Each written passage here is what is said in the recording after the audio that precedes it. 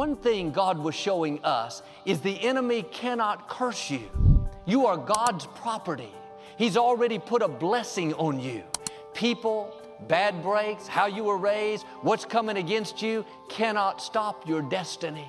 You've already been set apart, favored, equipped, empowered by the Creator of the universe. But here's the key. Since the enemy can't curse you, he'll try to deceive you into cursing yourself.